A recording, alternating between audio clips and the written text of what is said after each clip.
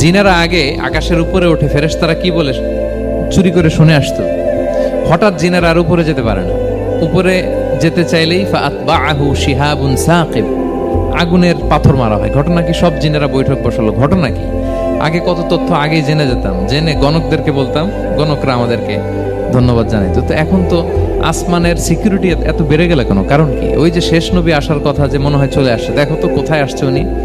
খুঁজতে খুঁজতে খুঁজতে একদল ওই দিন ফজরের সময় আল্লাহর হাবিব সাল্লাল্লাহু আলাইহি ওয়াসাল্লাম রক্তাক্ত হয়ে ফজরের সালাত যখন পড়তেছেন, ওই কোরআন তেলাওয়াত শুনে তারা এলাকায় যেয়ে বলল যে ইন্না সামি'না কুরআনান আজাবা, এক আজীব কোরআন শুনে আসছি, ইয়াহদি ইলা রুশদি, এই কোরআন মানুষকে হেদায়েতের পথে নিয়ে যায়। ফাআমান্না বি, আমরা ঈমান এনে ফেললাম। সুবহানাল্লাহ পড়েন। তো রাসূল সাল্লাল্লাহু আলাইহি ওয়াসাল্লাম তো এটা জানেন না। আল্লাহ তাআলা জিবরাইল মারফত জানালেন যে হে নবী, আপনি এসেছিলেন ম্যানকাইন্ডকে দাওয়াত দিতে তায়েফের, তারা দাওয়াত গ্রহণ করে নাই, ম্যানকাইন্ড রিজেক্ট করেছে। কিন্তু আরেকটা জাতি আছে যাদেরকে আপনি দেখেন না, তাদেরকে বলে জিন কাইন্ড, মানে জিন জাতি। পুরো জিন জাতি কালেমা পড়ে মুসলমান হয়ে গিয়েছে নবী। বলা সাউফা ইউতিকা রাব্বুকা ফাতারদা, নবী আপনার রব আপনাকে এত নেয়ামত দিবেন আপনি খুশি হয়ে যাবেন। নবী সাল্লাল্লাহু আলাইহি ওয়াসাল্লাম ওইখানে আবার খুশি হয়ে গেলেন, রক্তাক্ত, ইনজুর্ড।